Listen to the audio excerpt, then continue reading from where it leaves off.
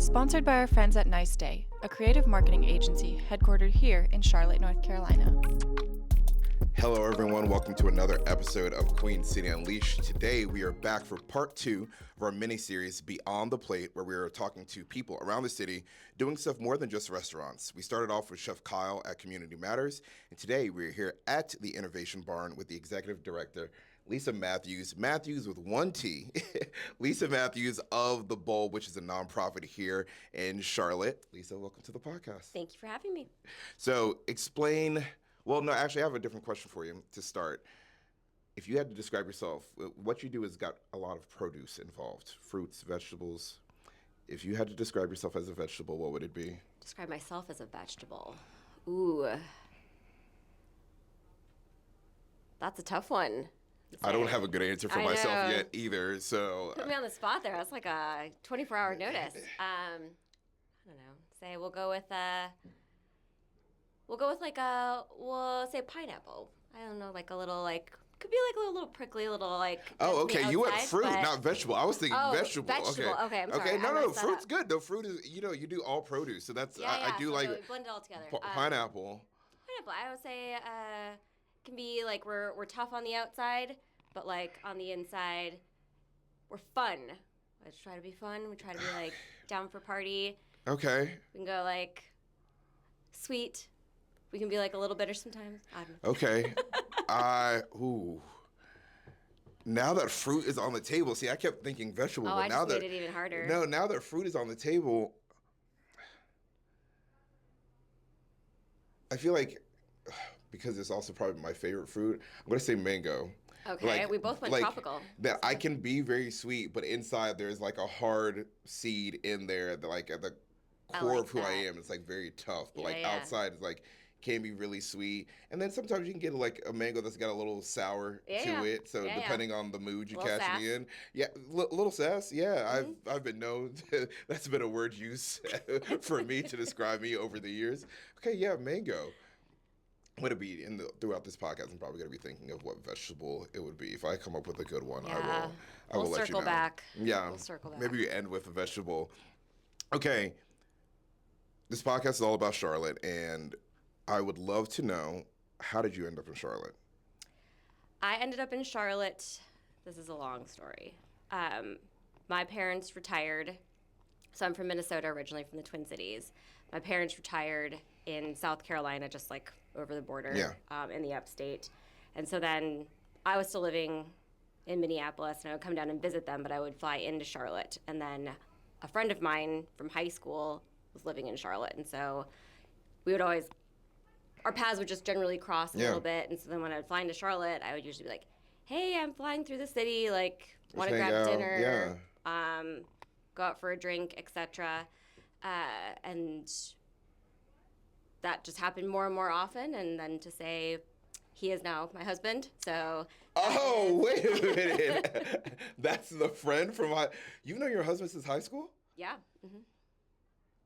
All right, now I'm intrigued. What's the story there? Like, were you like just friends in high school and then like flying in to see him for dinner turned like what's... We were friends in high school. We hung out in like kind of like tangential groups, but always had overlap. And we went to prom. We went to senior prom together actually as friends because my boyfriend at the time went to a different high school, and his prom was on the same night as mine, and we both wanted to go to our own proms.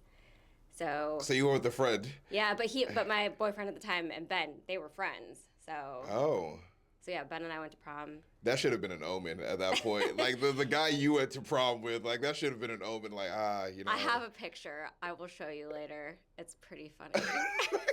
So you went to senior prom, but he wasn't your boyfriend, but you had a boyfriend at the time. Yeah. What a lore. Okay. And so college, did you guys stay in touch? We would stay in touch because I went to school. I went to the University of Minnesota, Twin Cities. So when he moved around for work and school and stuff like that. But when he would come back to visit his family or his brother in town, we would always end up, because we had similar friend groups, we would always kind of end up crossing paths and hanging out still. So I have a question then. Does prom boyfriend One, are y'all still friends? And what is his take on your whole marriage now? You have a whole kid. How does he feel about it? Is he happy or is just like, oh, we don't know? We are not friends. Oh, wow. Wow. So? And see, all of that could have changed if he just went to your prom with you. Yeah, so it's a wild world out there. Wow. Okay, so you're coming in, and so you would see Ben. Mm-hmm. And then you moved here? And then, yeah, we started dating, and I knew my parents are down in the area too. So I've never really lived anywhere else. Yeah. Like outside when I was a kid and we moved around a little bit, but felt like it was a cool opportunity to try something different, and Here you are. here we are. Wait, so you started dating Ben before you even moved here? Mm-hmm. So all that flying into Charlotte turned it. Oh, wow. That's cute. I feel like if the Charlotte airport needs a promo, you guys would be a good flying into Charlotte, rekindled a friendship turned into. Yeah, And now you guys have an adorable little girl. we do. Yep. So as a family, then your daughter is 4, She's 4. Mm-hmm. going on how old? Going on, depends on the day. We'll say like 17 to like 24. Godspeed. Yes. So in Charlotte, what are some things that you guys enjoy doing as a family? Like, we don't have a ton of guests all the time that have like small young kids. Mm-hmm. And so it's a perspective for the city that I feel like a lot of people, like a lot of the young people moving here don't have, but eventually we'll get to. So like, what are some things that you guys like to do as a family? We love outdoor spaces. Our daughter, she is so active and just loves to run, and any opportunity to be outdoors and get dirty and touch grass she loves. So we love the Whitewater Center. Their kids' playground is phenomenal. It's incredible. Their adult playground is also pretty good too. We love the Greenway and Springs Close Greenway. Okay. Like, we've held her birthday party there for the past 2 years, so the kids can just like literally run in a field and like have at it. So yeah, just like a lot of outdoor spaces that we can go play, and that's nice living in North Carolina. Granted, I guess it's like very hot sometimes in the summer, but it also, the winters are so much more mild. Yeah. So you get like kind of year-round opportunities to Yeah, go outside. we have really good March and Aprils, I feel like, and October is pretty nice around here too. So, For sure. okay, so outside green spaces for you and your husband when parents' night out, what are some things that you guys enjoy? We talked about comedy before. Yeah. So is that something you do a lot? Like, what are some of the other activities you guys enjoy? To be very honest, we haven't done a lot in the last couple of years. To say that we've stayed in our little like bubble around our house, and most times the kid is with us. That's perfectly cool too. But otherwise, if we have a night out, will either be like probably, if it's a comedy show, a concert. My mom came into town the other week for when it was Ben's birthday and watched Charlotte, so we could go out for a really nice dinner. Okay. So. What are some of your favorite spots for dinner in the city? Well, we just did La Strica, and 10 out of 10 would suggest. Okay. So that was very good. We love sushi. We love any of the local restaurants that we can try. Yeah. What is your sushi spot? I'd say Prime is like so far the best I've had in town. Prime? Prime. Where's that? So their like OG location is down in like Ballantyne area, and then they just opened the cellar in like Cotswold area. Okay. But there's like, we want to try Uchi, we want to try People have been saying really good stuff about Uchi. Yeah.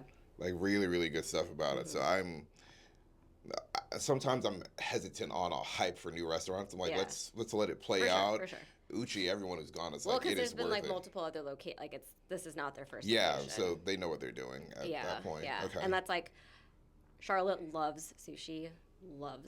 I did see a video of her like just shoving a whole sushi roll in her little face. Mm-hmm. Okay. So, but I'd say there's some sushi places that maybe we don't need to take a child to go eat quite that high quality. $25 roll for the 4-year-old. So. But hey, look, I will say sushi was like a very new thing for me in my adult life. My family's from Nigeria. Any kind of raw anything, meats, seafood is just like Yeah, were you crazy? yeah, like I was a guy ordering a steak like in high school. If I had one, it was well done, and like I was like, "There's pink in this, take it back." And now I'm like, "Why is there no pink?"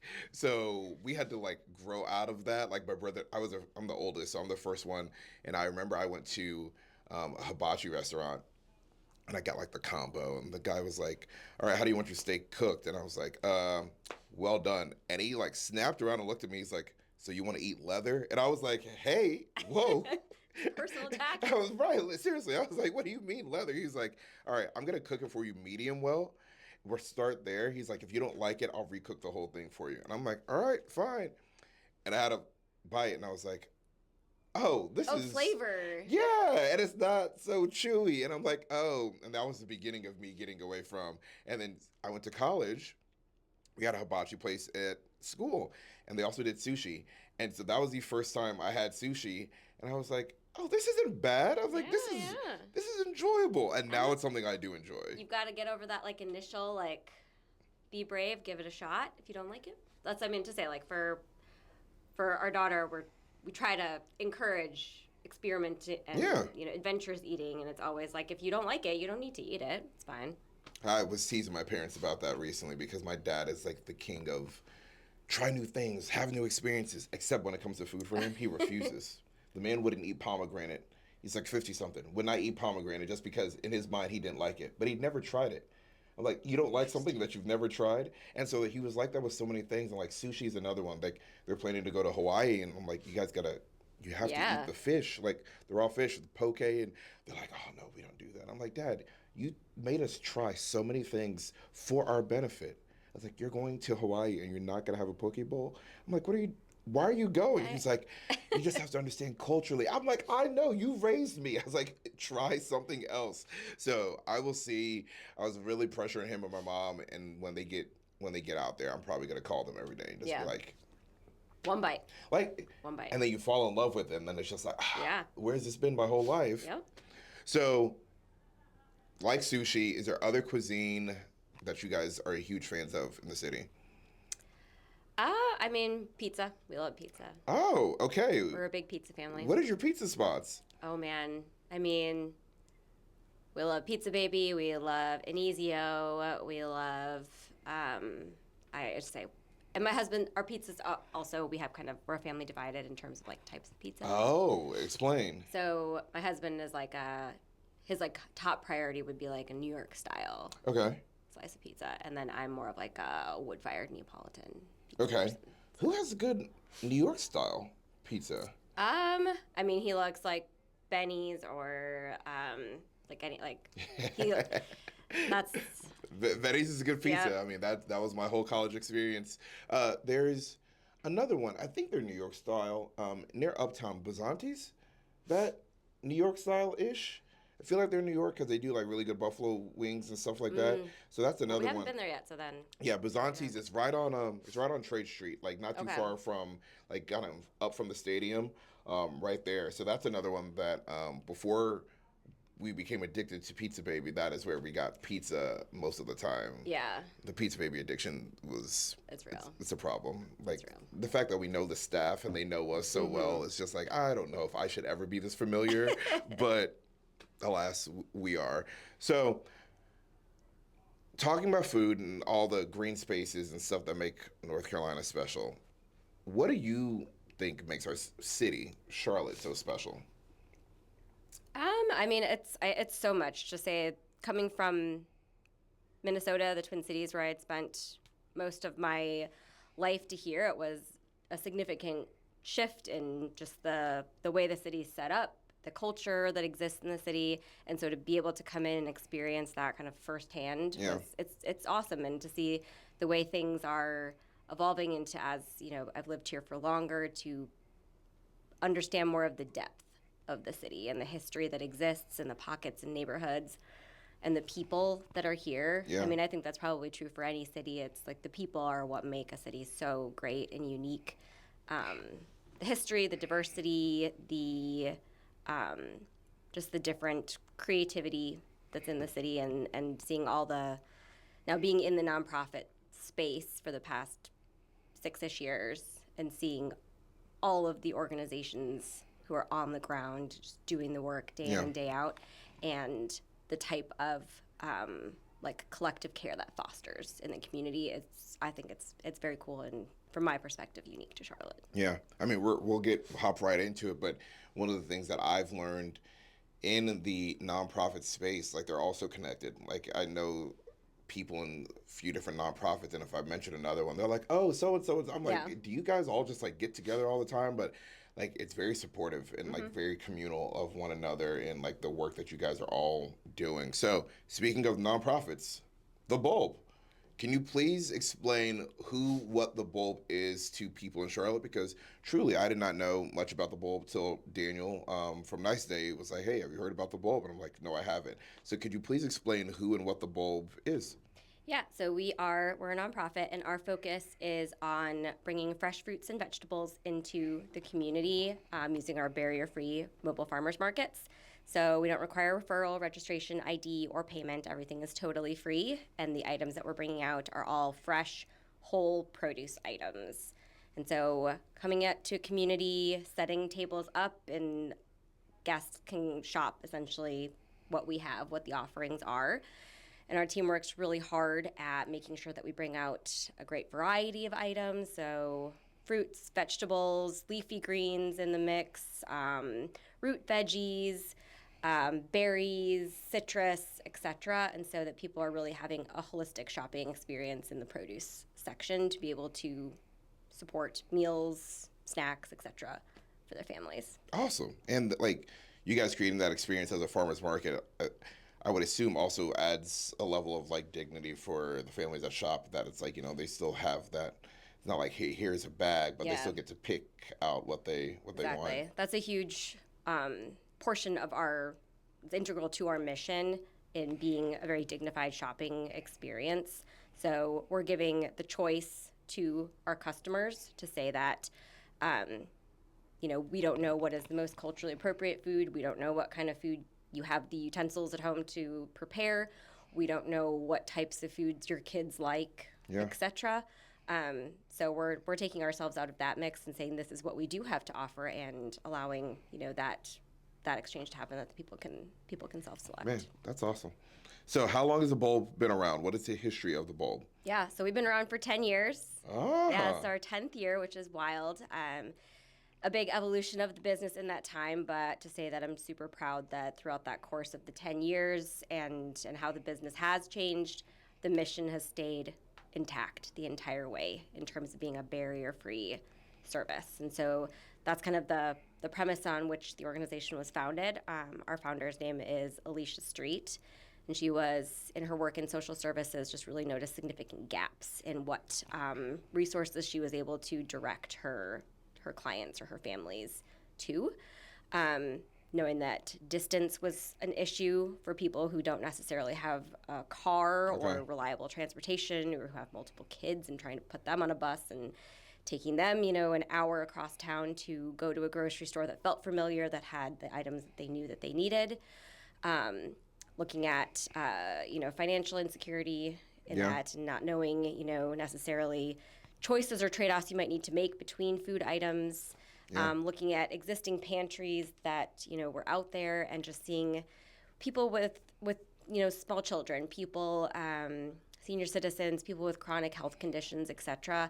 And just a lot of the offerings weren't really supporting the best health outcomes. And so just seeing, like you could see on the shelves, that fresh produce was just not really there, or not there in enough options for people. To say like a couple oranges or a couple bananas didn't quite fit it. So she started going to farmers at the end of a farmer's market and asking them anything that wasn't sold that day, if they didn't have another outlet for it, would they mind donating it to her? Then she would just load them up in boxes in the back of her pickup truck and drive into the neighborhoods that she was serving, and people could self-select out of the back of her truck. But to say that we've evolved over time now, we have 16 set locations. We just kicked off our 16th location 2 weeks ago, or week and a half ago. Our 16th location in Mecklenburg County. I think on average we're hosting, over 30 markets a month now. Last Wow. year it was 430,000 pounds of fresh produce we distributed.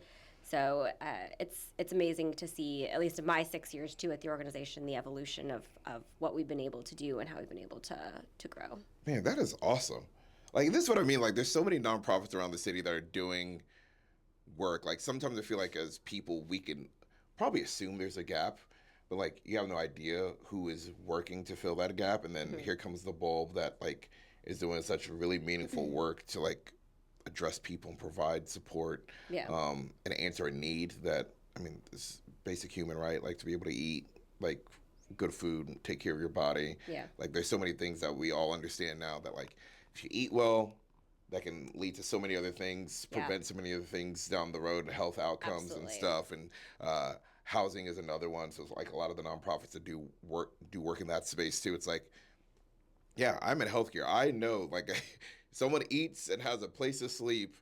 Here's the outcome of their life versus if they don't. Yeah. And so 100%. people doing the work, I think it's really, really, really commendable. Because not, I will say it for you. I know it's probably not the most glamorous work, but it is fulfilling. Like, it's Yeah. not like, it's not the job that people are like, oh, I wish I could be you. But it's, and I feel like, people like you guys don't always get the love you deserve, which is why I'm really grateful to be able to sit down and kind of highlight like another nonprofit. We got to do supportive housing last year, which was really cool, and like highlighting some of these nonprofits. And that's something that like I really want to be able to do more of, because if there's one that touches your heart and you want to get involved, please do. Like, Yeah. I think that's what matters. And you don't have to do it for a job, but how can you support, whether that's financially, time, whatever resource you have to give to help, because these are all the people you guys are serving, helping. Like, these are our neighbors as well in Charlotte. And like, I hope for a Charlotte where everyone can, have the food that they Absolutely. need. So kudos to you guys for what you're doing. And you said you've been here 6 years. How did you end up here? Like, I can't imagine that this is like, you moved from, what year did you move to Charlotte? 2017. Okay, so I can't imagine you moved in 2017 and were like, I want to work in Nope. this specific nonprofit. Like, how did you get here? So when I moved here, my work is historically in the like marketing, communications, PR space. So when I first moved here, I started at an agency in town doing social media. Then I moved on to another agency and was doing public relations. And then the hours, the travel, and then the pandemic, I was just overwhelmed. And it didn't feel like there were growth opportunities that I wanted to be available, and it just didn't feel like I was doing anything that gave back to the community, that I was really improving the city that I was living in and could feel really good and proud of the impact that I was having. So actually, when I was at the first agency that I started at when I moved to Charlotte, Alicia Street, the founder of The Bulb, won a like pro bono services like package Okay. that the agency had like put out an RFP for. She won. So I got to meet her that way and did like some like very light work and like a press release, and the agency did like some branding work for her, Oh. et cetera, at that time. So I generally knew about it, but then, went on to XYZ in my life and hadn't Yeah. really thought about it. But then when I decided to leave my most recent job and was just looking for volunteer opportunities to start trying to understand more about nonprofits and community-led work in the city, I began volunteering at the Bulb like right at the onset of the pandemic. And then I've just been here ever since. Started volunteering and never left. Yeah. And now you are the executive director. Yep. So, wait, did they offer you a job? Did you ask for it? Like, what? How do you just go from volunteering? Like, are you getting paid now? Are you still a volunteer? Yeah. Like, what's happening? I don't know. It just kind of, it was a really small team at that time. I think it was like a team of 2 people. So I just started being a very regular volunteer. Like they could reliably count on what shifts I was going to come support each week. And then just kind of making small offers along the way to say like, I see that you're not really on social media. Like, I'm happy to run your Instagram account for you. And so then they let me kind of start working on that for them. And then, oh, I see you're not really doing a newsletter. Like, how can I help with that? And so then getting into that, and then piece by piece, they were like, well, now that they could reliably trust who I was, they knew that I was, in it for the right reasons, I guess, and they could count on me. That's when I got offered my first role. I guess technically it would be like as a market assistant position before kind of rolling into a more formal marketing manager. And then once I took on more like PR and grant writing opportunities, became like a more broader communications role, and then executive director. What a climb. That's fun. It's been wild. But one of the things I would say, though, that probably makes you a better executive director than I feel like a lot of people in nonprofit spaces, not to say that they aren't great, but like you started at not the bottom, but at the most entry-level, hands-on part of this work.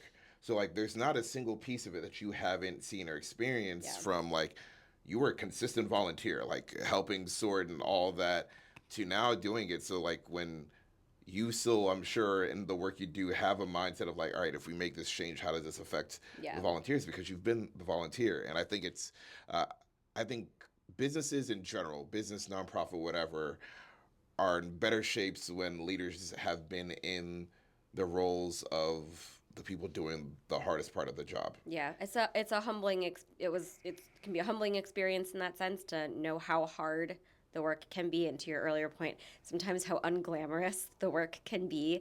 And I think that's just like also a level of like, it's like level setting too with volunteers, with the rest of my team, which I hope that they know too my level of appreciation that I'm conveying that for. I understand that those are heavy boxes to be moving in 95-degree heat or in the freezing cold, and personalities. We serve such a diverse variety of communities, and how the team is approaching every single community and every single person with a care mindset, even knowing that sometimes there are challenges that we're faced up and trying to work with people through. Knowing that sometimes the compost bins overflow and we've got to dump it all and bring it out to the farm, and how fun that can be. It's I'm glad that I've been able to see that pipeline and to say still. I mean, I ran a sorting shift the other day. We're still in operations. Yeah, I mean, you're still there. You're still in the mix of all of it.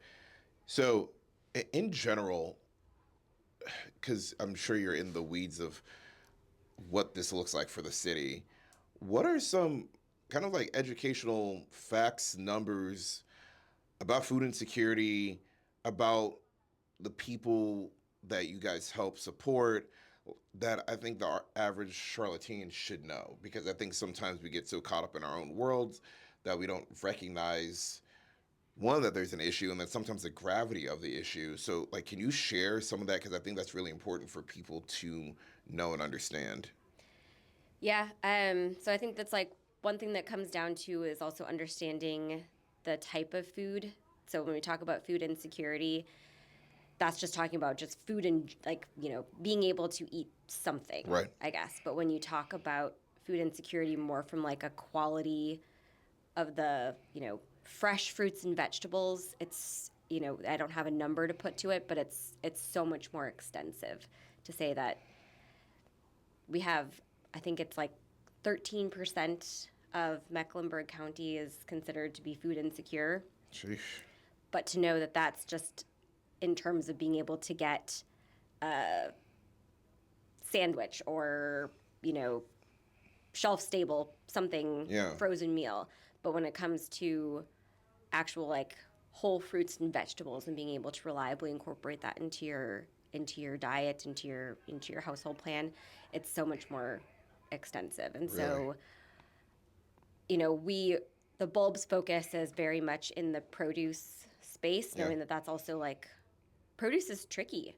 It turns so fast. And so to look at some of the other nonprofits in town in the food space and to know that the great work that they're doing, but the way that the structure is set up, they just don't have the capacity to be able to turn through it. And so we try to really focus on our space and what we can do, knowing that the likes of these other food access organizations in town are doing great work in other areas of food insecurity to support families. And hopefully, as we're all able to collectively grow, we can work towards a more longer term solution to support families here. For us, last year it was, so we hosted almost 400 mobile markets last year. We served, I think it's about 87,000 household members through our markets, a little over 430,000 pounds of fresh produce. And so knowing that even, say, last year, our markets we're still considered a very small nonprofit here in town relative to, some of the other bigger organizations. But for our tiny little nonprofit to be able to have that much impact and be in that high of demand, I think it just speaks volumes to the greater need that exists in the city. Wow, man, that is amazing. Sad to understand some of the numbers, but the work that you guys are doing to combat that, I think it's awesome. Like, it's needed, and so I just think that's great. In the work that you guys do, so can you talk about some of your partnerships? Like, how does the bulb work? So you've got farmers, then you've got companies that you work with. Can you explain the different avenues that you guys are getting this produce that you are then redistributing out? Yeah. So we get produce a couple different ways, and one of the most significant ways that aligns with our vision of a more sustainable Charlotte is that we work with grocery stores. So Costco, Trader Joe's, Whole Foods are amazing partners of ours, and so food that they are not able to sell, and that is not because it's bad quality or any other reasons, and I know that's just like a common misconception in the space. It's if there's a bag of lemons and one lemon in the bag got just damaged in transportation, like the whole bag has to be pulled from the shelf. So we're able to take that from them. We can open the bag, we can remove the one bad lemon, and then put the other 14 good ones into our inventory to bring out to the community. Wow, yeah. Or to say we've gotten, I think one time Feeding Charlotte came to us with like 14 pallets of grapes, and they just weren't, the delivery door had been closed at a warehouse by the time the driver got there.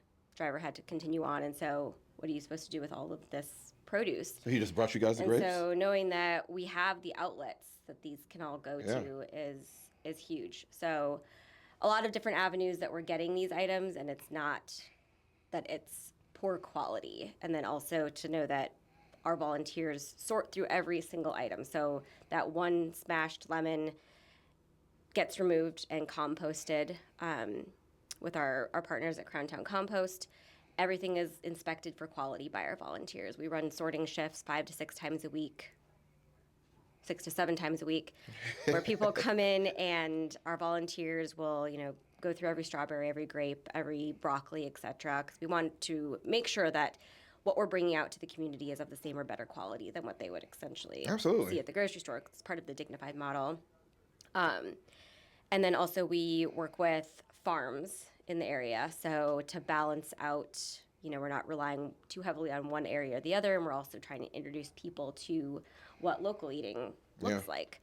A lot of the communities we serve are not native to this area, and so trying to offer opportunities for them to see what can actually grow here 5 miles down the street versus what's coming from the grocery store. So we work with Fresh List just up the street from here. They do a lot of the legwork in terms of sourcing produce from so many dozens and dozens and dozens of farms across the Carolines, across the Southeast region, bringing that all in, small to medium size, sustainably minded farms. And so bringing all of those items out. So locally grown beets and potatoes, sweet potatoes, apples, berries, etc., and being able to offer that as kind of a balance between what we have from grocery stores and farms. We also do gleaning opportunities. So we work What's that? with Society of St. Andrews, and they're an incredible, incredible organization. They work with local farms in the area too. So if a farm has harvested everything that they can, everything that they need, but there's still stuff left in the field or stuff that has been harvested that doesn't necessarily have an outlet, they call Society of St. Andrews, who puts it up, for all of their registered nonprofits who were able to come out and pick, harvest, select. That we go out and we can pick up 400 pounds of peppers. We can go harvest 1,000 pounds of sweet potatoes, etc. So super cool opportunities to come up with them. We accept donations to say that if you're a home gardener and your tomatoes are popping off and your neighbors don't want any more and you've made all the pasta sauce you possibly can and you still have tomatoes coming, you can bring them to us and we'll take them. You were having that conversation with Clayton, a former guest, exactly. that he has like an immaculate garden, and I feel like you guys were talking about that recently. Like, hey, if you got extras, we will take them. It doesn't matter if it's one zucchini you bring or 10 bags of them. We'll get it into our inventory and it will find a good home. Man, that is good to know, because I'm thinking of, for us, we are part of a farm share with our next guest in the series, Wild Hope, and sometimes it's like we're traveling. Like, we'll have to call a friend to be like, hey, like sometimes we're scrambling, like, hey, somebody want to pick up our shares and they can just have them. But now knowing like, hey, if we're in a situation like that, we can also like donate our shares for that week to the bulb and say like, hey, here's. And the fun thing is, half the time we don't know what we're getting. Like it's whatever they're harvesting. It might be a potato, zucchini, radish. Like it's. Well, we do purchase from Wild Hope, so I would assume that anything that they're growing, we do definitely have. You get some. So yeah, I think that's cool that you guys are able to get food from farms, because one of the things that we've been learning a lot doing this podcast, talking to people in the food industry, is like the importance of seasonality in food. And I think oftentimes if you don't pay attention to it, you stick to your staples of fruits and veggies that you know. But if you are getting fresh produce from farms, now you have an opportunity to say, oh, Wild Hope's got a whole bunch of sweet potatoes, so now we can go home and cook things with sweet potatoes.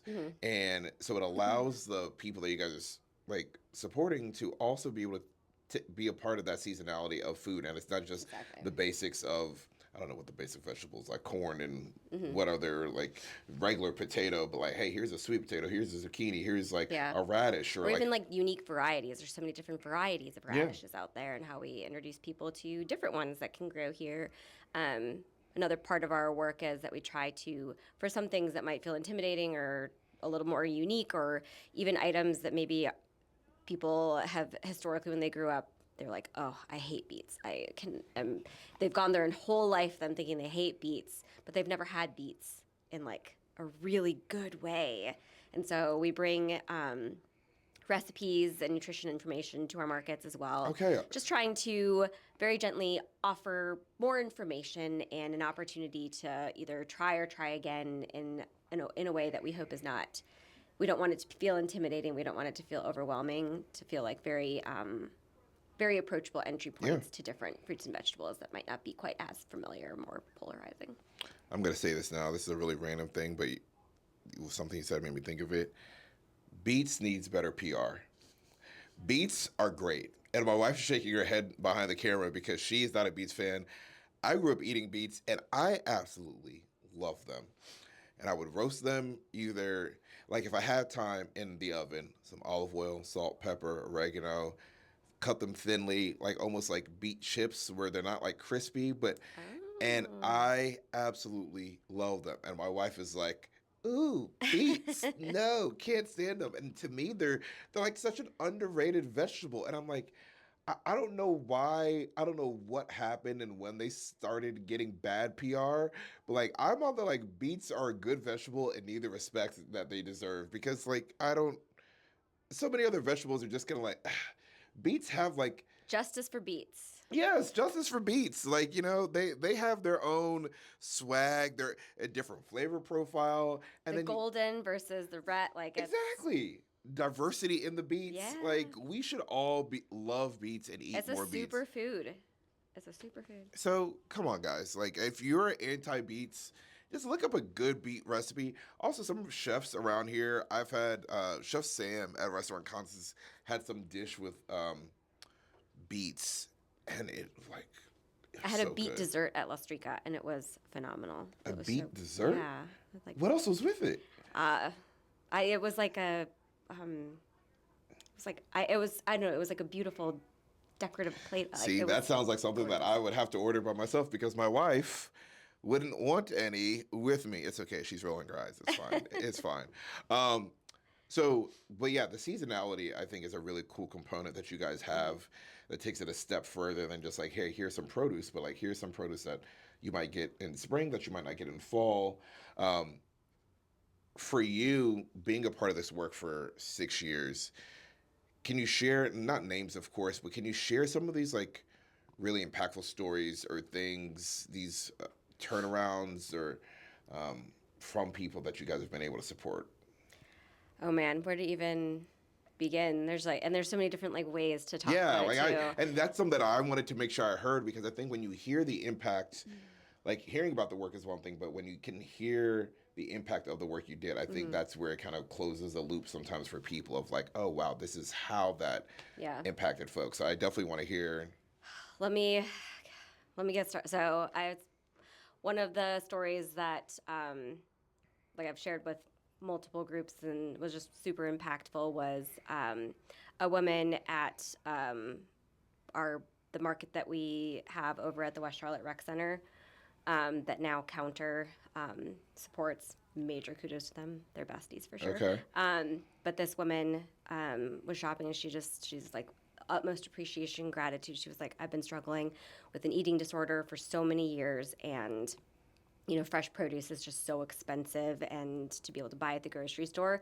So being able to shop with you guys it's really been beneficial in my recovery. Wow. And that was just so impactful to hear, and that she felt okay with sharing that with me. That was like a very humbling moment. At our North End market too, one time she was a senior citizen woman who I was helping carry her bags of vegetables, produce to her car afterwards, and she was like, I'm down 10 pounds since I started coming to your market. Like I'm doing so much better. My doctor just said I got to start exercising now. And so she was incremental steps towards better health and wellness that she was taking and she was being mindful of, and how we can support that journey for her. That's awesome. Good food is health. Yeah. Like good fresh food is part of health and well-being. That is awesome. There was one time a grandma came with her kids or her grandkids to a market, and she was talking about the different fruits and vegetables with her grandkids, and pointing things out and helping them like help select items. And she was just like, I think it's just so important for kids to be able to connect and have dialogue and be able to like make these choices and be part of the experience too. And she was like, and your markets have really helped us have that opportunity to be able to have them pick what they like. Man, that is awesome. So that's like from the market customer perspective. Yeah. And then then we look at like communities that we're working with or partnerships that we've created. And to say that, United Way's United Neighborhoods program here funds 6 of our locations. Okay. But it's the neighborhood organizations, like the boots on the ground organizations within these 6 communities who are like partners. Yeah. that we're making decisions with, and who are with us for each of these locations, and really supporting what we need and getting the word out, etc. And just to say the impact that we've been able to have between agencies that are funded within these geographies, and how we're able to support each other, how we have a captive audience for the hour and a half our markets are setting up and occurring for, and so how other resources within the community that neighborhoods have said that they want and need can come out and table and engage and talk. We've had, the Charlotte Eagles come out and set up soccer like a mini little soccer pitch for kids to be able to come play and parents to learn about what that integration looks like in their community. And we've had Despierta come out with information on their programming for Latin girls in the community, and just being an additional resource there. We've had the library come out and the different literacy projects and free books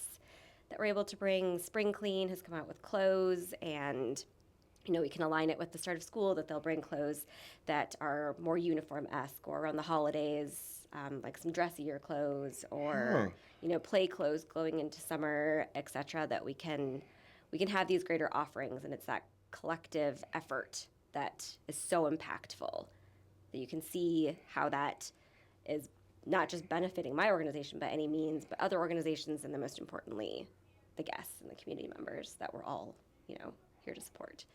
So, Lisa, you guys are doing some really amazing work. As I say, it's awesome to see that come to life, and then to see from our volunteer perspectives too. We have volunteers who have been with us for like 4 years, who come back every single week, multiple times a week, who have been at the same market, serving at the same location for 4 years now, and the dialogue that they have, the trust that's built with community members, where they know each other's kids' names, and they know food preferences, and you're trusted. It's trusted, and it's such an important point too for us in establishing within that community that if these people trust us and they're trusted within the community, how we can reach even more neighbors and support them. Because when that person has a good experience and she says, "Hey, I'm down 10 pounds," I'm sure she's probably telling a friend to say like, "Hey, these people, I trust them. They're great people. They have great produce for us," and so that's a nice word of mouth way to spread like the great work that you guys are doing. So, but yeah, trusted people, I'm sure it goes a long way. There's something you said earlier that you said it to me, and I went back and was like really impressed about this. In the sorting that you guys do, like you talked about, like sometimes it's like one bad lemon, or like it might be one or two bad strawberries, and like sometimes you see it at the grocery store, like they still might sell it that way, but you guys sort out all the bad pieces of the produce, compost it, so that's a positive thing.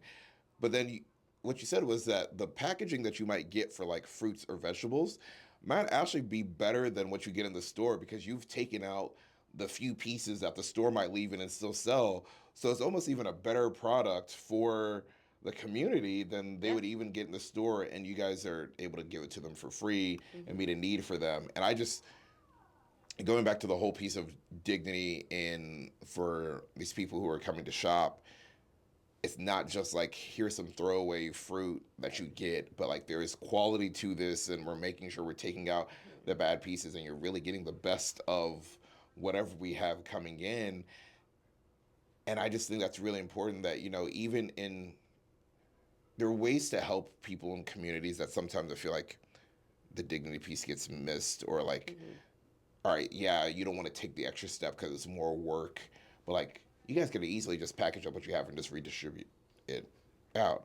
But the extra step to do that, I think, really goes a long way to build that trust that you're talking about in these communities, when they say like, "Oh no, we get really good fresh produce," and how that changes their lives. And I think it's in a day and age where finding ways to take shortcuts or to make things more efficient, for you guys to go the extra step, I think is really, really important and commendable, because I'm sure the people you guys are serving can feel that. I hope so. That is certainly like intrinsic to our mission, and again, to just continuing to shout out my team and the volunteers who show up and who are in it, doing the hard, dirty, often unglamorous work of it all. But I think that's maybe part two of like why my team, the mission resonates with them and they want to work here, and why volunteers come and they, come back, and they come back and back, because it's such a like visual experience, I guess, to say when you start a sorting shift and you have 1,000 pounds of produce that we're going to sort through today, and then to see at the end of the shift how many boxes full of food that you have sorted through and that are now going to be able to go out to the community. And then, later that day, say you volunteer at a market and you can see the food that you sorted now being able to support households. Man. And to say that that, we of this 1,000 pounds, 700 of it is going to go feed the community, and then you're actually serving. It's just such a very, it's very like a visual, tangible experience. Yeah. Okay. You've mentioned a handful of times volunteering. How can people get involved with the bulb? So lots of different ways, but to say what we like to think is a very approachable entry point is volunteering with us. So we have volunteer opportunities 5 days a week right now. We will have a 6-day starting, I think, next week. We're dipping our toe in the water with a Saturday sorting shift. But various times of the day, and things are set, pretty much week in and week out. It'll be at the same time. But sorting opportunities throughout the week where you come in and we'll train you on spot. You don't need to have any prior experience or your training classes that you've been through. We'll teach you on the spot, and the team is there to support you throughout the entire shift. Okay. So we have those 5 days, soon to be 6 days a week, and then our mobile markets as well. So a lot of our markets we run from A to Z. Some of them we have our partner organizations are staffing. But for the ones that we're running, you can come out, you help us set up all of the tables, you help us unload all of the produce and, display it. You are checking in guests, you are serving the community, you're having dialogue with people, you're able to share with them, what certain items are. You can make recommendations if they have questions about how to cook it or the way that you enjoy it. If you've been coming in for a while and people, you can ask them, did you like it last week? Sometimes they'll say no, sometimes they'll say yes, we love it, etc. And so forming those relationships. So that way, we do also have a farm. So it's CMS has donated or leased us the space behind the athletic fields at Garinger High School. So we have 16 farm plots out there and a greenhouse that we're working in. So we have volunteer opportunities out at the farm too, where you can touch grass, get your hands dirty, etc. If you got that green thumb. Mm-hmm. You don't even need to have experience to say if you want to go out.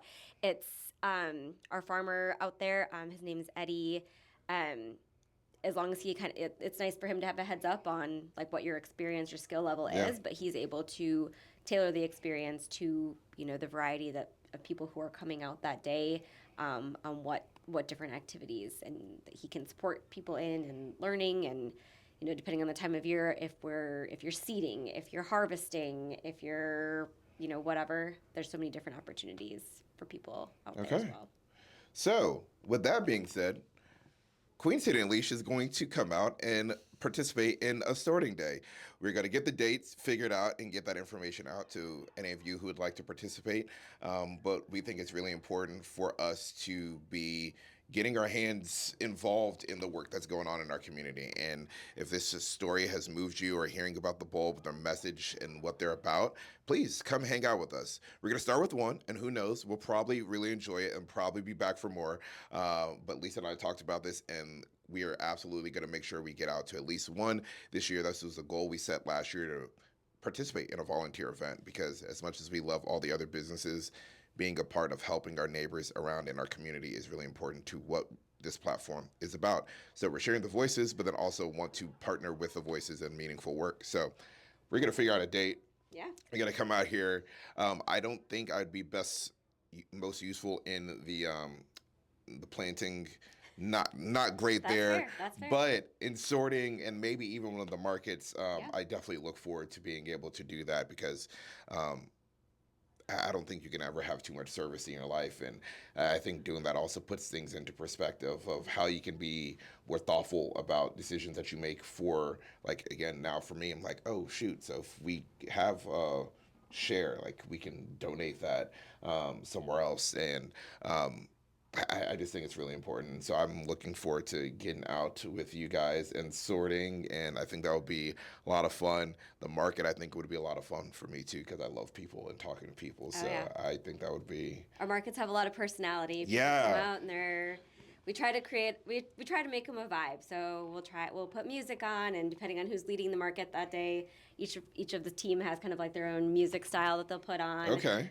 We try to, like I said kind of earlier, different other organizations that we partner with will come out and table and bring resources and just try to create a real experience for people. Yeah. We want people to come to leave their shopping experience with us in a very positive, meaningful way, where the dignity is very resonant with people. So if you had to leave. Well, one, I'll ask you this. What have you learned since joining the Bulb in this work?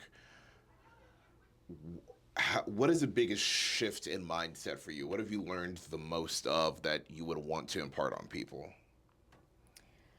I think, and this is maybe cliche to say, but and I might have said that, like, very much felt it was a cliche statement prior to my work at the Bulb, but now being in it, it is so very true that every little bit matters. To say that you're like, oh, I can only volunteer this one time, like, and I don't know, like, if I'll ever be able to come back, or like what it is. Cool, come volunteer with us for the day. Like, you're not signing up for a long-term commitment. Sure, we hope you come back, but if you're able to do it once and support in that way, if you have $5 that you want to donate, or that you could donate, but you're like, oh, it's only $5, it's not going to do anything. It does. Like, every little bit matters. Every person that you're able to connect with, there's nothing that's too insignificant or too small to make a difference. It all, collectively works to shift the needle. And if you're just having a positive impact on one person, then that's a huge win. Let alone, I can see from the work, it is a lot more than that. Yeah. So how can people find out all this information? Where can they find you guys? Website, social media, all of that, so they can figure out where to sign up to volunteer, donate, get involved, whatever way is most meaningful for them. Where can they go? So our website is a great resource, thebulbgallery.org. We have our volunteer link on there. We use the platform Point for all of it, so you can actually go on to our Point website, which is linked on our Point platform, which is linked on our website, and you can see all the opportunities essentially that we have, that we know of right now, through the rest of the year that you can sign up for. Ways to donate are on that too, and then our Instagram and Facebook, which is at the Bulb Mobile Markets. We update those almost every day of the week. We'll have different information on there about partnerships, new markets, produce highlights, volunteer highlights, community information, etc. So that's a really great real-time opportunity to see what we're up to and where we're at. Okay, awesome. And soon you'll see us on there, because we're gonna come volunteer, and it's gonna be a lot of fun. So please, if you're interested, grab a friend. If we have too many people sign up and are interested, we'll have to do a handful of them, and that would be a great problem for us to have. But Lisa, truly, thank you for being a guest, but for being a part of such meaningful work. It says a lot about who you are, your heart, your character, to care so much about this work, care so deeply, and continue to think about ways to do it even better. The world needs more people like you in the work that you guys are doing. We need less billionaires and more folks that are willing to literally get their hands in the dirt, to whether it's planting or sorting. And so I just really appreciate that, because I think that makes our city better. The more we can take care of our neighbors, then we have a more whole, Charlotte. And I think that's something that we should all be striving for. So thank you so much for giving us your time. And I look forward to spending some time out here sorting with you guys. Yeah, I can't wait. Awesome. Thank you. Please check out our previous episode, this one, and then our last one in our Beyond the Plate series coming up soon. Thank you.